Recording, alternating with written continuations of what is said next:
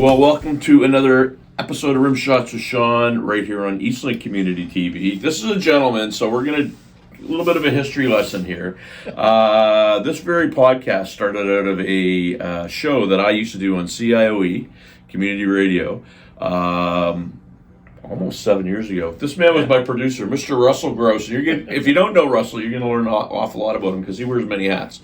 So the first app we're going to talk about is CIOE. Mm-hmm. How long have you been working with the station? So the station went on air in 2016. And a month after it went on air, I came aboard as the technical director, and I haven't left. And, we'll get to your other hats in a second, but you literally do everything. You're the head chef and chief bottle washer literally in the building, right? Yeah. Yeah, no, it's an incredible experience. Yeah. It isn't what I do professionally. I work at the Black Cultural Center Museum, but it came to a point in my life, at a time in my life where a lot of the skills that I had, and a little bit of a hobby pretty much in production, video and television production and radio and audio, and decided, hey, I'm going to give back to community. And so I thought that this was a brand new community station, and it's where I sort of found my home. So, and like I was saying, Barstools and Band Talk, which is also Rimshots with Sean, started at a Front and Center, which was a minor sports show. That the first one I think we ever did was at the Black Cultural Center in the boardroom. It was the guys from the football organization. Right. Yeah. I remember that. I don't remember much after that. Yeah. But when we were coming in here, you had told me about. I had the opportunity, and I forgot to interview Alex J. Walling, and you're going to send me that. And he passed away a week or so ago. There's been a lot of characters that come through this building. Yeah, there has been. Why don't you name a few? Because, Alex would definitely be one. Yeah, so he was a morning show host here, and I had the privilege to work with him for a couple of months as he did our morning show, and quite a character and a memory like an elephant. He'd remember everything, facts, and he did this neat thing on his morning show that was called One Hit Wonders. And, here on our computer system here, there's a whole folder of one-hit wonders, about 500 songs, and he knew them all. And each morning he would share one. But I think that the whole idea of your show and, the people that you brought through, it created such an important role in minor sports, because that was what the idea was when you had, came to us about doing a show, was that you wanted to give minor sports a voice, and to hear about, minor sports, but then also to elevate it to talk to someone like AJ that in his time, minor sports is really important. Right. And when he had, the sports show on Eastlink with Harp Stewart, when he had that was a good one. The show that he had on MITV, which is now global, they always focused on local sports. Right. And that's something that now is commonplace. You look at the wonderful work that Eastlink does in doing local sports. There's a need for it, and there wasn't much of that out there. And so when we had started that show, it was something that was cutting edge. The concept for me, and it was really funny because a friend of mine had come in to talk to Jim and Al, that's Jim Robson and Al Hollingsworth, about him doing a show. Mm-hmm. And I was getting ready to leave, and Jim's like, "Can I talk to you for a second?" I'm like, "Yeah." He goes, "We've never done radio." And I said, "Well, I haven't, but I have an idea." Mm-hmm. And I always say I thought I heard Great Face for radio, but anyway, and that's how it came out. And so we started it, but the concept for that for me was because at the time I had been around a lot of higher end players and everything, and I found that the kids that maybe weren't getting the shots, weren't getting the notoriety. So that's where that concept came from. And we had a good run. I think it's almost 4 years or something that we did it. Yeah. Well, it would have been 4 years because right around that time, 2020, we started doing some pieces that were some of my musician friends that we were putting on Front and Center. Yeah. And Front and Center became Barstools and Band Talk, which again was a kind of a flippy little mistake. It was, the concept was sit around a bar, talk to your buddies, and kind of like what we're doing here. Are you still doing a show on COE? Yeah, so I do a show on Friday nights. It's called TGIF, and it's just a mix of soul and R&B music, to sort of get you through the rest of the week, or for getting you through the week and heading you for the weekend. And that's been, it's been doing that for a couple of years now. And to tie the Eastlink thing in, you had sent me a note and you said, "Oh, well, you're doing some stuff for Eastlink as well." That's right. So you're doing some editing and directing and that type of thing. Yeah. So a lot of the community events that happen around the Black community across the province, I produce some content for Eastlink. So whether it's African Nova Scotian Music Awards, various concerts and gigs that happen in churches and community centers and stuff like that. We produce shows out of them, and so it's been a good opportunity to be able to do that. And at the Black Cultural Center, we produce a lot of shows. Well, and that's cool. In the next segment, we'll talk about that place because it's one of those places that people know about, and sometimes they don't go in. And I mean, I've been in there a lot just because of what we did with the radio show. Some great memorabilia, and again, we don't want to let the cat out of the bag, as we say, but we'll talk about it next segment. So, I mean, things are still putting along here. Has there been any changes, different things happening? What's been going on at CIOE? Yeah, get the call letter. Yeah. No, I think we progressed quite a bit. We've become the voice of East Coast music. We play over 100 hours of East Coast dedicated music here with specialty programs. And our reach has become incredible. We don't have much of an FM signal, as most community stations don't in their first couple of years.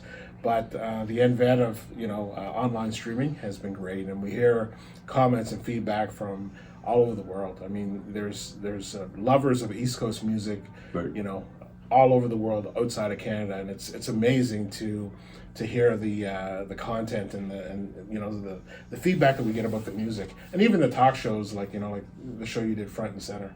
I mean, even the fact that join that show, and I'll share this little tidbit here, is that we produced some of the show in the studio, but then there was a point where you had a little small recorder. That's how we did it. Yeah, and you just sent files, right? Yeah, and you would go and you would do these on the spot interviews, and they were raw interviews. They were interviews that weren't prepared. They were interviews that were really, touching the heart of people and hearing the side of, giving away all my secrets, unprepared. That's what I specialize in. Well, and Barstools started, and it was like, this is going to be a 5-week thing. We're going to be back playing. We're going to be doing all this stuff, and then it turned into an 8-week thing, then a 10-week. Then we had our first year, and then we got Darby Mills on the show from the Headpins, and it was like, okay, we're onto something here. But I still like to have that little bit of unpreparedness, so it's fun.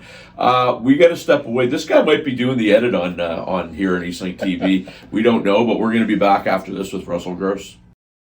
Well, welcome back to Rimshots with Sean right here in Eastlink Community TV, and hope you enjoyed the hockey game, because we're on right after the hockey game, as you would know. We've got the primo time slot, 10:30 Friday nights, and tune in 7:30 to see the hockey games. Definitely. It's always fun.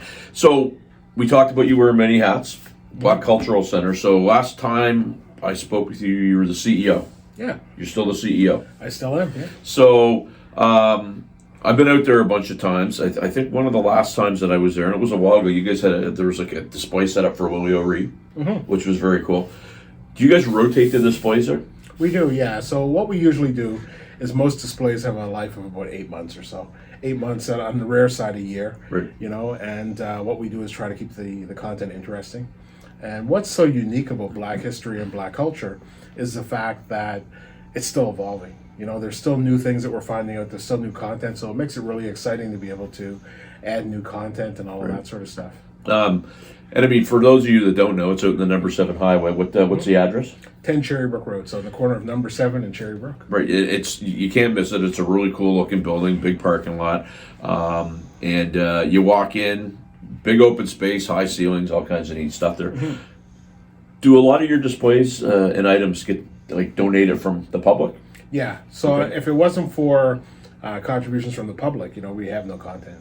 And so it's really a strong source of community pride. And so we always say that the Black Cultural Center is just as much ours as it is the community's, and it's because of that, because the community has brought forth their stories, their history, their family collectibles. And one of the things we really realized that was so pivotal this year.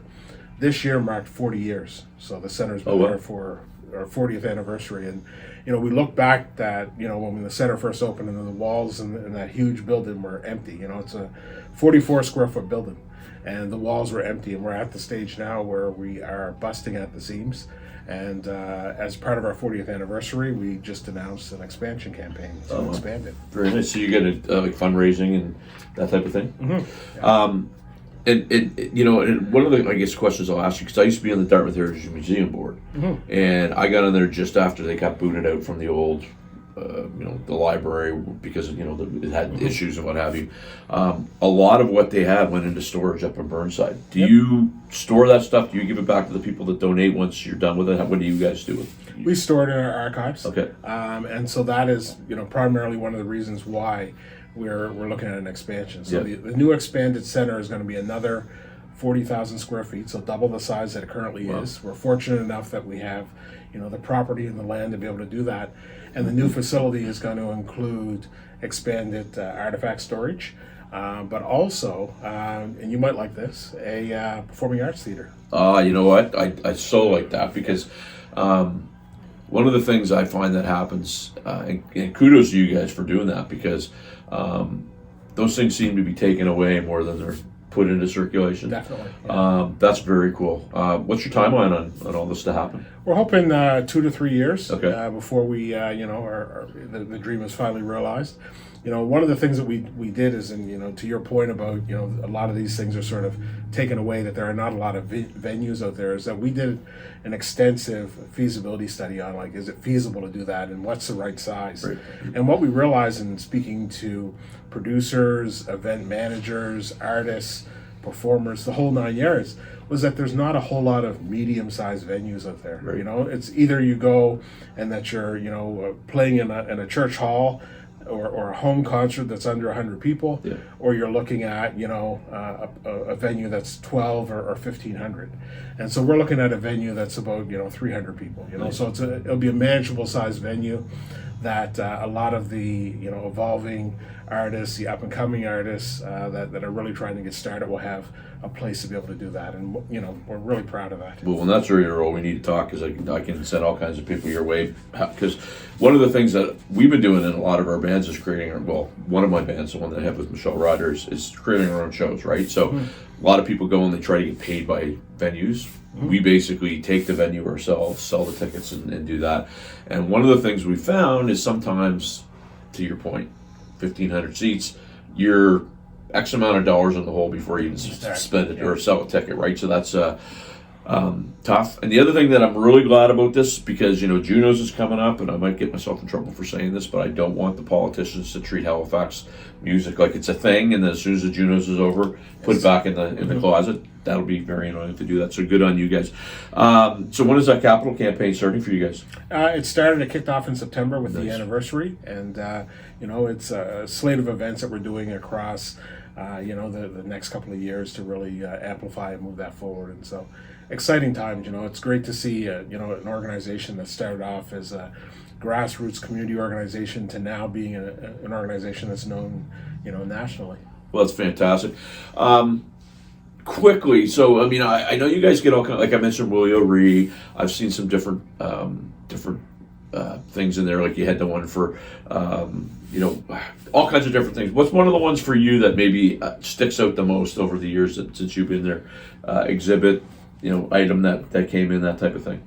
There are two of them, actually. Two of them that are really key. The first one is a group of black soldiers that served in the First World War. Oh. And they were known as the Number 2 Construction Battalion. And it's just a remarkable story in which, these brave men wanted to serve. And so when the First World War broke out, they went to enlistment offices like everyone else, and they were told no. They said, you can't serve. And the reason was simply because of the color of their skin. And after, about 2 years of lobbying, and, to be completely honest, it was when the forces realized that they were getting down in numbers because there were casualties. They then permitted an all-black regiment to be developed, and that was called the Number 2 Construction Battalion. And it was a engineering regiment, so they were non-combat. They did things like lumber work, well drilling, engineering tasks to prepare for the troops. And they did so valiantly, but they were segregated, they were marginalized in everything that they did. And what's so remarkable about that story is that as we did the research and you looked at it, you look at the fact that most of these soldiers that joined were men in their teens, and they were told no, but they still fought to to get that resolve to do that. And so who does that when they're told no to conflict, to keep trying, right? That's amazing. I want to get the second one after this because you know how it works. We get to step away and pay some bills on Eastlink TV. We're back after this. Welcome back to Rimshots with Sean, right here in Eastlink Community TV. We're in the office of CIOE, which is out in Lower Sackville. You're out here, drop in. They're very friendly people. Even Wayne Schneider when he's kicking around. That's an inside joke between all of us. Key word is when he's kicking around, but Wayne, you got to get back on the show. So you mentioned the first memorable one. There was a second one that you were going to mention. So what was the second one? Yeah, the second sort of item that stood out to me was the issues of the items that come from community, and the fact that they showed so much perseverance in the community. That through adversity, many of the communities people didn't have much, right, but things that they treasured that were valuable, and I feel quite honored and privileged to be the executive director, to be a longtime employee of the organization, and the trust that community has put into me, and being able to share that history and to make it possible that others learn the history. One of the things that was a turning point for me in my time at the Cultural Center, and I've been there. I started as a summer intern, so I've been there for 29 years. 29 years. Yeah. And, one of the things that I've seen change over the years that I'm so proud of is the pride in Black history and Black culture. Right. I came from a time where young people that would come to the center, when school classes and school groups would come there, kids of color would be embarrassed. Because why do you think that would be? I think that it was because for so long, Black history was always known as one dimension. Okay. It was always known as the act of slavery. Everybody watched Roots. It was sort of that. That's what Black people were synonymous with. And what we've done at the Cultural Center, through the stories we've been able to tell, through the information we've been able to share, is to say that, yeah, that is a part of the story, but there's more. There are people that have contributed in sport. There's been people that have contributed in music, law, medicine. The list is endless. But that through that adversity, they've made successful communities. I mean, that's cool because I remember growing up. I mean, I went through Prince Andrew High. You went to Cole Harbour High, if I remember correctly. Yeah. And most of the Black kids were in Cole Harbour. Right? And so I had a couple friends that were Black, but I mean, by and large, we weren't around a lot of Black kids. And when you think about it, I guess in a way, it was kind of a weird sort of segregation. I don't know if it was by the city or whatever. But now it just seems like everybody is together, right? So there's none of this, like, I've got a 17-year-old kid, doesn't even see Black, white, whatever. It's just my friends, right? Versus when we came up, we did. Yeah. Do you think it's getting better in that regard, or you still think there's a little bit of bumping of heads going on? I think, in society there's always going to be a little bit of bumping of heads, but I think that we're a lot further ahead than we've always have been. Right. And I think that one of the reasons why there's been a great change is that people are educated. And I think a lot of the times when you really get to the heart of it, differences between people always comes because of lack of understanding, that's fair, and lack of education on a particular subject. And I think as we learn and understand more, I think that changes, it changes the whole perspective of everything. Well, it's interesting because there's so much information that people have access to. And on the one hand, you go, wow, you can learn a lot. But then on the other hand, there's so many things that people are like, just don't get, right? We always talk on the show about technology and how back when I was learning to play a song, we used to have to put quarters on the arm of the vinyl record thing to slow it down, and now you can find like 10 people doing it on YouTube easy enough, right? So you think, but you definitely think that education piece is getting better overall. Yeah, I think a greater understanding, creates an opportunity. And I think, we've got to a point now where Black history is seen as part of Nova Scotia's history, is not as in a separate silo. And I see where it's, getting involved with kids at a young age in the school systems. And I think that's creating an opportunity. And I think, a lot of the things that we do at the Black Cultural Center, what makes us so special there, that it's not a typical museum. You can go there and hear a music show. You can go there and hear a spoken word artist. You can go there and take a computer course. You can do all these things in this space, and while you're there, you're learning about history, you're learning about culture, you're learning about role models, you're learning about the past. And so it's sort of like, a hidden message that's there. And I think that's the way that we have to do this. I think it's not directly in your face. Yep. Here it is. I think it's a soft sell, and I think that's what's been successful for us, and I think it creates a lot of change. And it is cool because every time I've gone in there, I'm like, man, I didn't know that. I didn't know that. Like neat sort of things.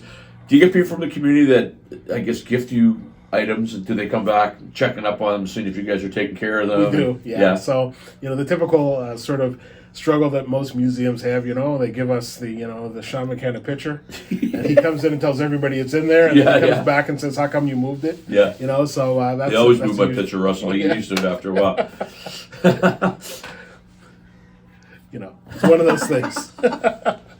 yeah. And, but I guess in a way that's kind of cool because I remember when I was part of the Dartmouth Heritage Museum, and they would get things all the time, and it'd be somebody that would find something in their basement and go like, and it would be worth something. Yeah.